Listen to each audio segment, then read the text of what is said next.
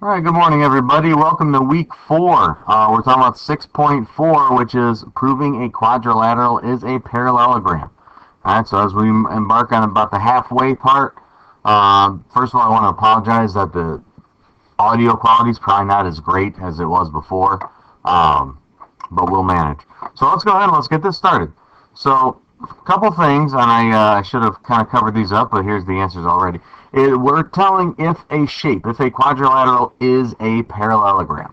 Okay, when you look at this, it says A, B, C, D. Is this a parallelogram?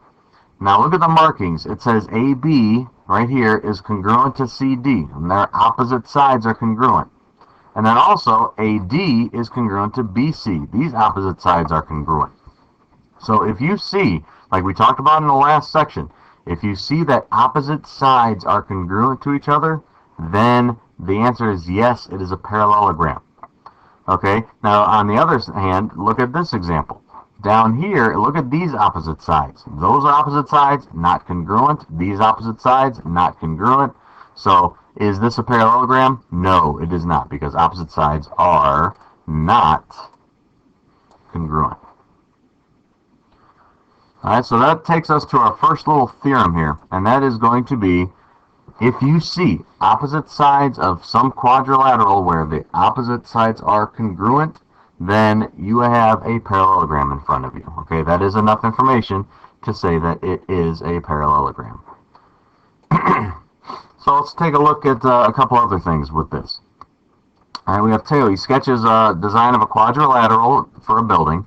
It says if angle 1 is supplementary. Now, supplementary, remember that word. That means add up to 180. If angle 1 is supplementary to angle 2 and angle 4, is it a parallelogram? Okay, so let's just make up a number here. Angle 1, let's say that's about 70 degrees. All right, I'm just making that up. Random number. If it's supplementary, if we do 180 minus 70, that gives us 110 degrees for angle 2 and 110 degrees for angle 4. Okay, and when you take a look at this, we have these opposite angles here are congruent. Not to mention, way back when we talked about consecutive interior angles, if we have two angles that are next to each other, like this, and they are supplementary and they add up to 180, then that means that the opposite sides are parallel.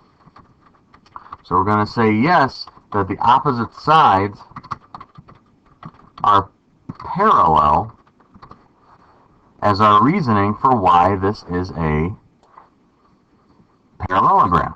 Okay? I'm going to add a little bit more. Opposite sides are parallel because consecutive angles are supplementary. I'll fix this, don't worry. Okay, so there's the real explanation, okay? Opposite sides are parallel because the consecutive angles next to each other, are supplementary. Now let's take a look here. It says he sketches a design where angle 1 is congruent to angle 3. So remember when we do talk about congruent, angle 1 is congruent to angle 3. And then it also says angle 2 is congruent to angle 4. So we'll put something else here. Is this a parallelogram? Well, guess what? The answer here is yes. Because as we talked about in the last section, opposite angles are congruent in parallelograms.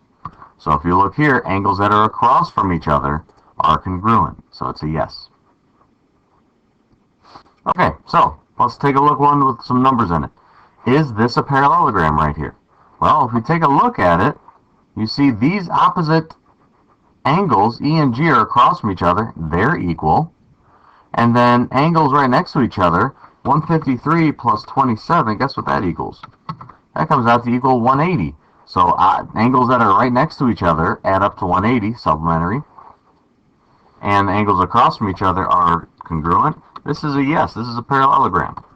Opposite angles are congruent. Consecutive angles are supplementary. Okay, so let's use that same logic. Let's go down here. Look at these opposite angles. 89 and 91. Are those the same? No. And if you look at these ones right next to each other, 91 and 91, that doesn't make 180 either. So we can say no, and just the first explanation is good enough. Opposite angles are not congruent. Okay, keyword here is not. So here we go. If we know that if we have two angles that are next to each other, angle A and angle B, or angle A and angle D, if they add up to 180, okay, consecutive angles, supplementary, if that's true, then you have a parallelogram. Or if you have opposite angles are congruent, then that's enough information to say you have a parallelogram again. Okay, a couple more. Now let's actually get into solving something. Okay, so it says here, how can we tell if this is a parallelogram? For what values of R and S would make it? Well, look at these two sides here. R shows up in both of them, but we know these two sides should be congruent, and those sides should also be congruent. I'll make that a little bit better there so it doesn't block anything. Okay, so let's set up an equation. 4R plus 7 equals 7R plus 1. And so what's our first step? Got to get all the R's on the same side. So subtract 4R from both sides, which leaves us with just 7 equals 7R minus 4R is 3R plus 1. Okay, now we have to subtract 1 from both sides, which leaves us with 6 is equal to 3R. And lastly, we divide both sides by 3, and we end up with R equals 2. Okay, so there's our first one. R equals 2, or 2 equals R, same meaning. That's our first answer. So now we got to find S. Same thing. S plus 5 is equal to 2S minus 2. Well, get all the S's on the same side, so subtract S from both sides. Remember, that's a 1S, if that helps. So 1S minus 1S, that's nothing, so you end up with 5 is equal to 2S minus 1S is a 1S minus 2.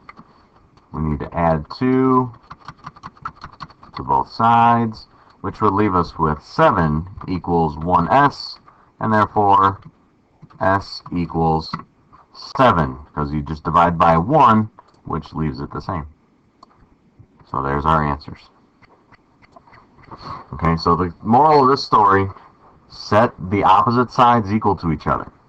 Okay, now same sort of deal down here.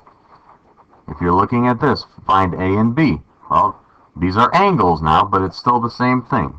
5A equals 3A plus 14, because we know that these sides, these angles across from each other like this, that's not going to work.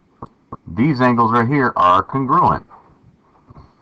Okay, we can also set up another equation over here. Setting the other ones equal. 4B plus 1 equals 3B plus 37. Okay,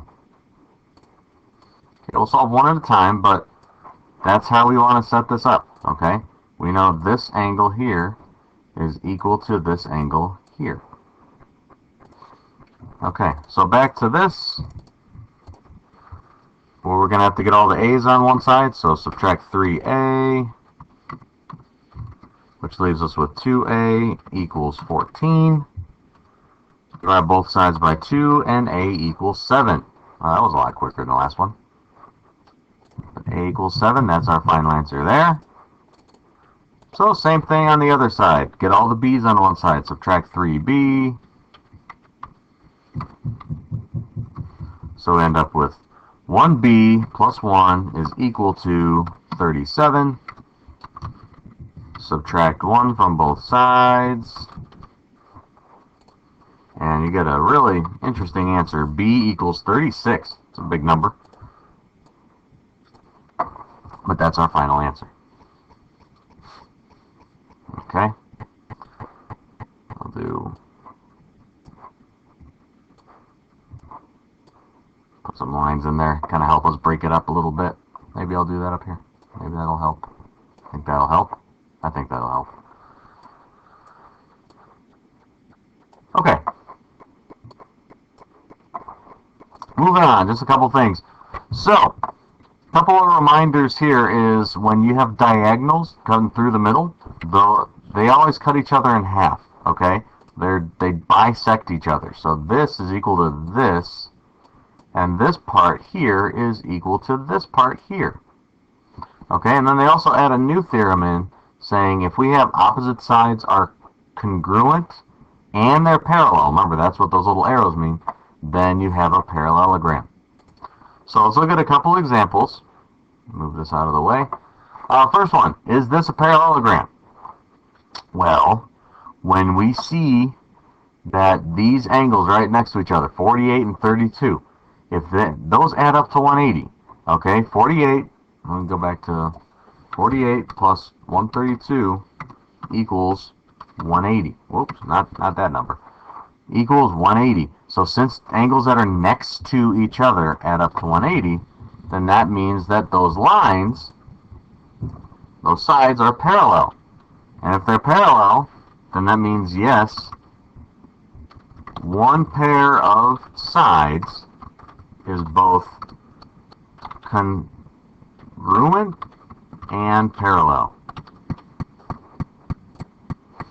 Okay, now in this one, when you look at this part B, this diagonal cut through here, oh, those are equal, but what about this one? They don't say anything about these, so what we have to assume in this case, even though we have one set of diagonals bisecting, the other one does not, so we cannot, so this answer, is this a parallelogram? No. Okay, it's not a parallelogram, or at least we don't have enough information. Okay? Same thing down here. We have opposite sides, great, but are these opposite angles? I'm sorry, opposite angles are congruent, I'm sorry. Opposite angles are congruent, but these ones aren't. So is this enough to say? No. One pair of opposite angles is congruent, but the other isn't.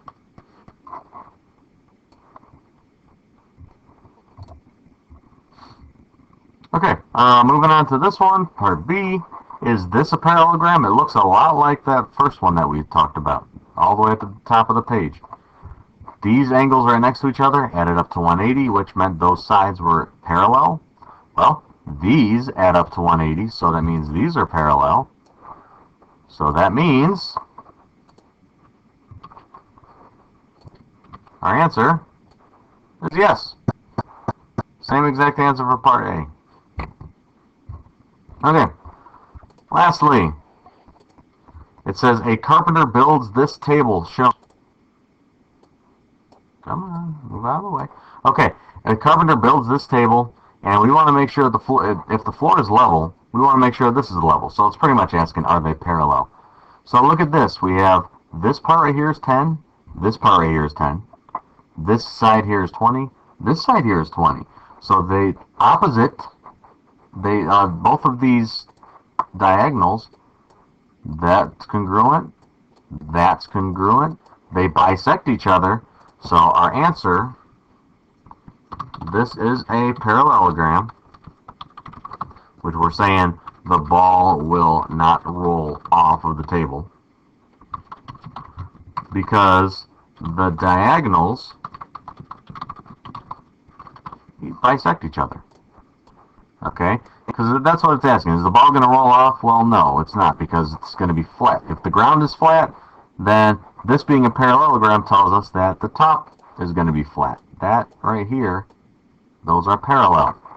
So they match. Okay, so to finish off this video, you'll see these notes on Google Classroom. This is just a slide that kind of covers everything that we talked about.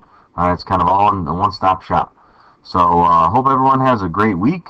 Let me know if there's any questions that you have, and I will talk to you next week.